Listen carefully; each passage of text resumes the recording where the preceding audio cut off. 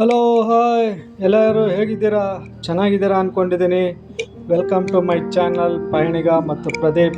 ನಾನು ನಿಮ್ಮ ಪ್ರದೀಪ್ ಮಾತಾಡ್ತಾ ಇರೋದು. ಸೊ ಇವತ್ತು ಹೋಗ್ತಾ ಇದ್ದೀವಿ ಮಾಗಡಿನ ಎಕ್ಸ್ಪ್ಲೋರ್ ಮಾಡೋದಕ್ಕೆ. ಮಾಗಡಿನಲ್ಲಿ ನಾನು ಈಗ ಒಂದು 10 ಪ್ಲೇಸಸ್ನ ಸೆಲೆಕ್ಟ್ ಮಾಡ್ಕೊಂಡಿದ್ದೀನಿ.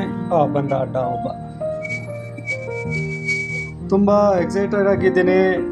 ನಮ್ಮ ಕರುನಾಡ ವೈಭವದ ಮೊದಲನೇ ಟ್ರಿಪ್ ಇದು ಮಾಗಡಿ.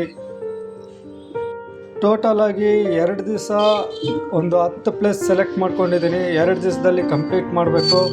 ನೋಡೋಣ ಏನಾಗುತ್ತೆ ಅಂತ. ಸೊ ನಮ್ಮ ನಾಡಪ್ರಭು ಕೆಂಪೇಗೌಡರವರ ಜನ್ಮಸ್ಥಳ ಇದು.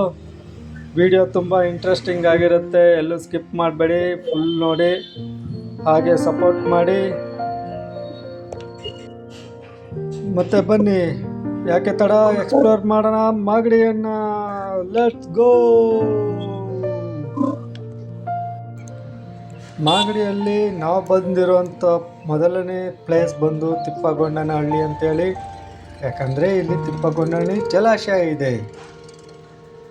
ಸೊ ಇದನ್ನು ನೀವು ತಿಪ್ಪಗೊಂಡನಹಳ್ಳಿ ಡ್ಯಾಮ್ ಅಥವಾ TJ ಹಳ್ಳಿ ಡ್ಯಾಮ್ ಅಥವಾ ಚಾಮರಾಜಸಾಗರ ಅಂತ ಕರೆಯಬಹುದು.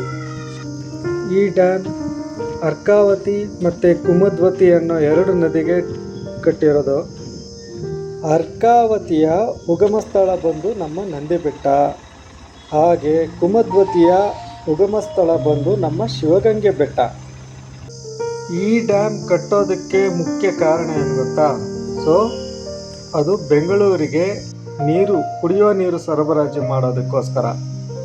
ಈ ಡ್ಯಾಮ್ನಲ್ಲಿ ನಿಮಗೆ 7 ಕ್ರಸ್ಟ್ ಗೇಟ್ಗಳು ಮತ್ತು 4 ಎಮರ್ಜೆನ್ಸಿ ಗೇಟ್ಗಳು ಕಾಣಸಿಗುತ್ತೆ. ಸೊ ಇದೇ ನೀರು ಮುಂದೆ ಮಂಚನಬೆಲೆ ಡ್ಯಾಮ್ಗೆ ಹೋಗಿ, ಸೊ ಅಲ್ಲಿಂದ ಮತ್ತೆ ಸಂಗಮ್ಗೆ ಹೋಗಿ ಸೇರುತ್ತೆ. ಈ TJ ಹಳ್ಳಿ ಕೆರೆ ಒಟ್ಟು ವಿಸ್ತೀರ್ಣ 1800 ಎಕರೆ. ಬೆಂಗಳೂರಿಗೆ ಕಾವೇರಿ ನದಿ ನೀರು ಬರೋಕ್ಕಿಂತ ಮುಂಚೆ ಇದೇ ಜಲಾಶಯದ ನೀರನ್ನು ಯೂಸ್ ಮಾಡ್ತಾಯಿದ್ರು. 1920ರಲ್ಲಿ ತುಂಬ ಬರಗಾಲ ಇತ್ತಂತೆ. ಸೊ ಅಂಥ ಟೈಮಲ್ಲಿ ಇದನ್ನು ಪ್ಲ್ಯಾನ್ ಮಾಡಿದ್ದಾರೆ. ನಮ್ಮ ವಿಶ್ವೇಶ್ವರಯ್ಯ ಅವರ ನೇತೃತ್ವದಲ್ಲಿ ಮೈಸೂರು ಮಹಾರಾಜರು ಈ ಅಣೆಕಟ್ಟನ್ನು ಕಟ್ಟಿರ್ತಾರೆ. 1933ರಲ್ಲಿ ಈ ಅಣೆಕಟ್ಟನ್ನು ಕಂಪ್ಲೀಟ್ ಮಾಡಿ ಕನ್ನಡ ನಾಡಿನ ಜನತೆಗೆ ಲೋಕಾರ್ಪಣೆ ಮಾಡಿರುತ್ತಾರೆ.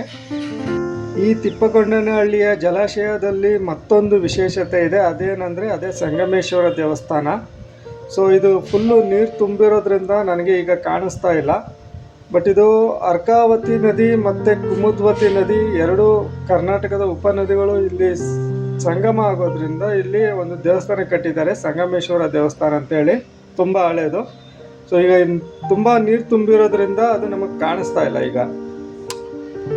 ತುಂಬ ವರ್ಷಗಳ ಹಿಂದೆ ಈ ಜಾಗದಲ್ಲಿ ಒಂದು ಹಳ್ಳಿ ಇತ್ತು, ಕುಡ್ಲು ಹಳ್ಳಿ ಅಂತ. ಸೊ ಈಗಲೂ ಇಲ್ಲಿ ಇರೋವಂಥ ಹಳಬ್ರಿಗೆ ಗೊತ್ತು, ಕುಡ್ಲು ಕೆರೆ ಅಂತಲೇ ಕರಿತಾ ಇದ್ದಿದ್ದು ಇದನ್ನು. 1925ರಲ್ಲಿ ಆ ಹಳ್ಳಿ ಜಲಾವೃತ ಆಗೋದ್ರಿಂದ ಇಲ್ಲಿರುವಂಥ ಹಳ್ಳಿ ಜನರನ್ನು ಬೇರೆ ಕಡೆ ಶಿಫ್ಟ್ ಮಾಡ್ತಾರೆ. ಬಟ್ ಆ ದೇವಸ್ಥಾನ ಮಾತ್ರ ಹಾಗೇ ಇದೆ. ಈ ಅಣೆಕಟ್ಟನ್ನ ನೋಡೋಣ ಅಂತ ಒಳಗಡೆ ಹೋಗೋದಕ್ಕೆ ಪರ್ಮಿಷನ್ ಕೇಳೋದಕ್ಕೆ ಇಲ್ಲಿನ ಸಿಬ್ಬಂದಿ ಬೇಡ ಅಂದರು. ಯಾಕಂದರೆ ಪ್ರಾಬ್ಲಮ್ ಆಗುತ್ತೆ ಸರ್, ಬೇಡ ಅಂತ ಹೇಳಿದ್ರು. ಸೊ ಇದಾಗಿತ್ತು ತಿಪ್ಪಗೊಂಡನಹಳ್ಳಿ ಜಲಾಶಯದ ಬಗ್ಗೆ ಒಂದು ಸಣ್ಣ ಪರಿಚಯ. ಸೊ ಈ ವಿಡಿಯೋ ಇಷ್ಟ ಆಗಿದ್ದರೆ ಲೈಕ್ ಮಾಡಿ, ಶೇರ್ ಮಾಡಿ, ಹಾಗೆ ಕಮೆಂಟ್ಸ್ ಮಾಡಿ. ಸೊ ನಾನು ಮುಂದುವರಿಸ್ತಾ ಇದ್ದೀನಿ ನನ್ನ ಪಯಣವನ್ನು ಇವತ್ತಿನ 2ನೇ ಸ್ಥಳಕ್ಕೆ. ಧನ್ಯವಾದಗಳು.